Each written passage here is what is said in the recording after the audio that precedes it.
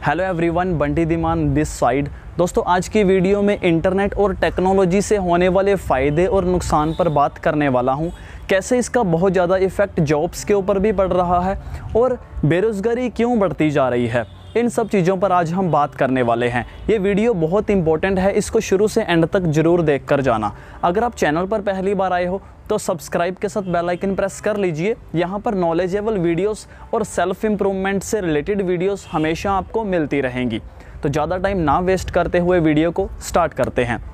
जैसा कि इंटरनेट और टेक्नोलॉजी हमें और हमारी लाइफ को बहुत तेज़ी से बदल रहे हैं, हमारी लाइफ को आसान बना रहे हैं, क्योंकि टेक्नोलॉजी की वजह से किसी भी बड़े प्रोजेक्ट को कम समय में अचीव किया जा सकता है। हमारे टाइम, एनर्जी और मनी को सेव किया जा सकता है, बचाया जा सकता है। मैं आपको एग्जांपल से बताने की कोशिश करता हूं। जब हमारे देश में पहले कोई महामारी या बीमारी आती थी, उस वक्त लोगों को जागरूक करने के लिए, उसके प्रति सतर्क करने के लिए एक शहर गांव से लेकर किसी दूसरे शहर या गांव तक एक संदेश को पहुंचाने में उस वक्त टेक्नोलॉजी की ज़्यादा फैसिलिटी नहीं थी। तो समय इतना लग जाता था कि उस संदेश के पहुंचने से पहले ही वो बीमारी वहां पर पहुंच जाती थी, जिस वजह से बहुत ज़्यादा लोगों को अपनी जान गंवानी पड़ जाती थी। लेकिन आज के टाइम पे टेक्नोलॉजी की वजह से हम काफ़ी हद तक सेफ़ हैं, बचे हुए हैं, क्योंकि आज कोई भी व्यक्ति अपनी बात को कुछ ही मिनटों में इंटरनेट या टेक्नोलॉजी के ज़रिए पूरी दुनिया तक पहुंचा देता है। और ऐसा हो भी रहा है। प्रधानमंत्री नरेंद्र मोदी जी कुछ समय के लिए ऑनलाइन आते हैं और इंटरनेट या टेक्नोलॉजी की वजह से अपने मैसेज को कुछ ही मिनटों में पूरी दुनिया या पूरे देश तक पहुंचा देते हैं और सभी लोग जागरूक हो जाते हैं। इसी प्रकार जब हम पहले मोबाइल का रिचार्ज करवाने के लिए मार्केट में जाया करते थे तो उस वक्त हमारा टाइम और एनर्जी वेस्ट होता था और हम किसी गाड़ी में जाते थे तो पेट्रोल का खर्चा या फिर किराए का खर्चा, उसके लिए पैसा यूज़ करना पड़ता था। लेकिन आज के समय में कहीं भी और कभी भी मोबाइल फ़ोन के ज़रिए ही आसानी से ये रिचार्ज के काम तो हम बड़े नॉर्मल कर सकते हैं। इसी प्रकार बैंक में जब पहले जाते थे, बहुत लंबी लाइनें होती थी, तो उस वक्त बहुत ज़्यादा टाइम और एनर्जी वेस्ट होता था और आने जाने के लिए किराया भाड़ा या पेट्रोल का खर्चा भी लगता था। लेकिन आज मोबाइल फ़ोन के ज़रिए टेक्नोलॉजी के बेस पर हम आसानी से कहीं भी और कभी भी ये सब काम कर सकते हैं। तो दोस्तों, हमारे टाइम, एनर्जी और मनी को बचाने के लिए ही टेक्नोलॉजी को एक्सेप्ट किया जा रहा है। इसी प्रकार अगर जॉब्स की बात करें तो हर सेक्टर में ज़्यादातर रोबोट या मशीनों के ज़रिए काम लिया जा रहा है। और ऐसा इसलिए क्योंकि एक जो रोबोट या मशीन काम कर सकती है, उसके बराबर का काम एक इंसान नहीं कर पाता। दोस्तों, एक रोबोट या मशीन 1 घंटा चार्ज होकर 24 घंटे काम कर सकती है, लेकिन इंसान उसके बराबर काम नहीं कर सकता 24 घंटे। एक रोबोट या मशीन 10 लोगों का काम अकेला कर देती है, लेकिन एक इंसान 10 लोगों का काम अकेला नहीं कर पाता। एक रोबोट या मशीन को मंथली सैलरी नहीं चाहिए, लेकिन इंसान फ्री में काम नहीं कर सकता। इसी प्रकार एक रोबोट या मशीन कहीं भी लेट आने का बहाना नहीं लगा सकता। आप जानते हो उसकी कोई पर्सनल लाइफ नहीं होती, वो कहीं पर आएगा जाएगा ही नहीं। लेकिन इंसान की पर्सनल लाइफ होती है, वो हर समय के लिए एक ही जगह पर समय नहीं बिता सकता।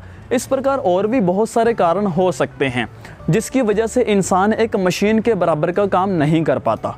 तो दोस्तों, इसी के साथ जब पहले हम बैंक में जाकर देखते थे, उस वक्त 10 से 15 लोग नज़र आते थे काम करते हुए, लेकिन आज के समय में 2 से 4 लोग ही नज़र आते हैं काम करते हुए, क्योंकि उन लोगों की जगह अब मशीनें आ गई हैं। एक मशीन पैसे को गिन भी लेती है, असली नकली पहचान भी लेती है, पैसे को निकाल भी रही है और डिपॉजिट भी कर रही है। बैंक में पासबुक की एंट्री भी मशीन कर देती है।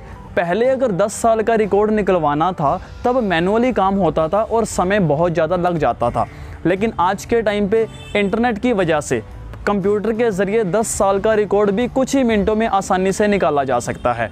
तो इस प्रकार अब तो बहुत सारे लोन के लिए ऐप्स भी अवेलेबल हो चुके हैं इंटरनेट के ज़रिए। अब हमें किसी भी एडवाइज़र, किसी एजेंट या कंसल्टेंट के पास जाने की भी ज़रूरत नहीं है। इसी के साथ अब तो बहुत सारी कंपनीज़ में इंटरव्यू में भी ये सवाल पूछा जाता है, आपके पास ऐसी क्या खासियत है एक रोबोट या मशीन को छोड़कर आपको काम पे रखा जाए। क्योंकि एक इंसान मशीन या रोबोट से ज़्यादा बढ़कर काम करके नहीं दे सकता। तो जैसा कि यही सब कारण है जिस वजह से बेरोज़गारी और बढ़ती जा रही है। तो तो दोस्तों अगर एजुकेशन को लेकर या पॉपुलेशन को लेकर जॉब्स के बारे में सोचा जाए, क्या नौकरी मिल पाएगी या नहीं, अगर मिलेगी तो कितनों लोगों को मिलेगी। तो दोस्तों इंडिया में कॉलेजेस और यूनिवर्सिटीज़ में हर साल 15 लाख से प्लस बच्चे इंजीनियरिंग की डिग्री लेकर निकलते हैं। 5 लाख को रोज़गार मिलता है और 10 लाख बेरोज़गार जाते हैं। पिछले कुछ सालों में 5 साल के आंकड़ों को जब देखा गया, 90 लाख से ज़्यादा बच्चों ने इंजीनियरिंग की डिग्री ली, जिसमें से सिर्फ 16,80,000 बच्चों को, ओनली 18% के आसपास बच्चों को ही नौकरी मिल पाई। बाकी सब इधर उधर भटक रहे हैं या कोई ना कोई छोटा मोटा ऐसे ही काम धंधा कर रहे हैं। इसी प्रकार हर साल ग्रेजुएशन और पोस्ट ग्रेजुएशन की स्टडी के साथ, यानी कि डिग्री के साथ 30 लाख से भी ज़्यादा स्टूडेंट्स निकलते हैं। हर 3 ग्रेजुएट में से 1 ग्रेजुएट बेरोज़गार रह जाता है। दोस्तों इसी के साथ अगर 10th 12th की बात करें, उनको तो छोड़ ही दो, लाइनें लगी हुई हैं।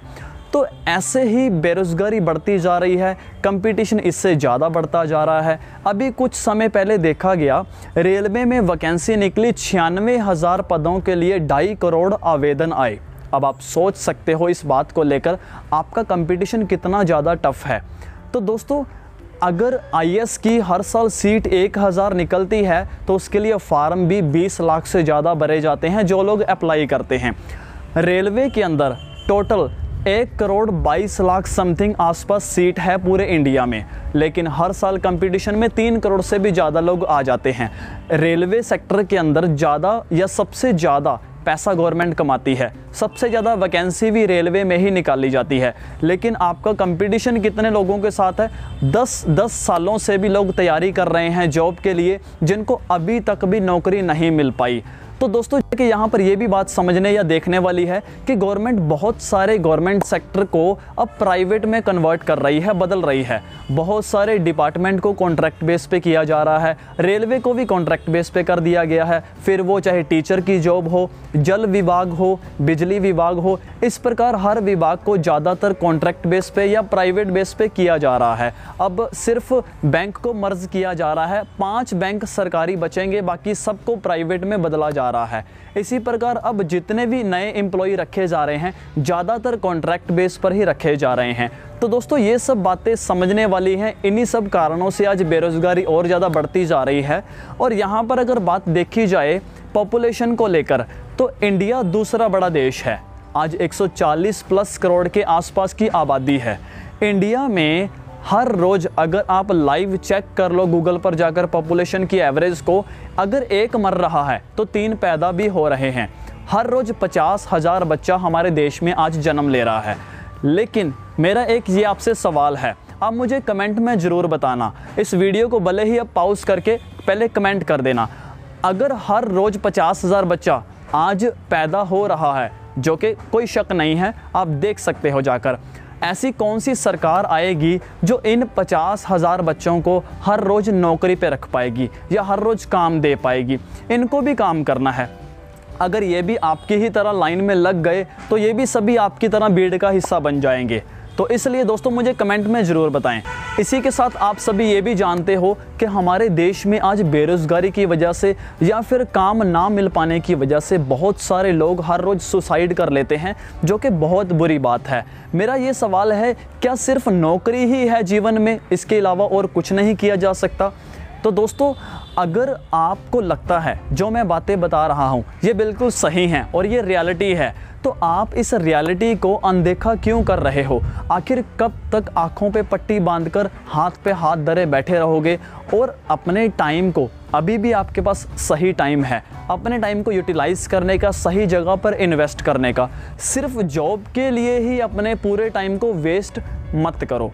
तो दोस्तों इस वीडियो को कम से कम 5 लोगों को ज़रूर शेयर कर दीजिए ताकि उन्हें भी सही रास्ता नज़र आए और उन्हें भी रियलिटी पता चल पाए। अगर आपको ये वीडियो अच्छी लगी हो तो लाइक के साथ मुझे कमेंट में ज़रूर बताना। तो दोस्तों ये सब नॉलेज और इन्फॉर्मेशन के लिए बहुत ज़्यादा हार्डवर्क करना पड़ता है, जो कि सिर्फ मैं आपके लिए ही लेकर आता हूँ। आपका दिल से किया हुआ एक लाइक और कमेंट ही हमारी मेहनत का फल होता है। और अगर आपने अभी तक मेरे चैनल को सब्सक्राइब नहीं किया तो जल्दी से सब्सक्राइब के साथ बेल आइकन प्रेस कर लीजिए, वरना ऐसी वैल्यूएबल वीडियोस आप तक आगे से नहीं पहुंच पाएंगी। मैं मिलता हूं आपसे नेक्स्ट वीडियो में। Thank you.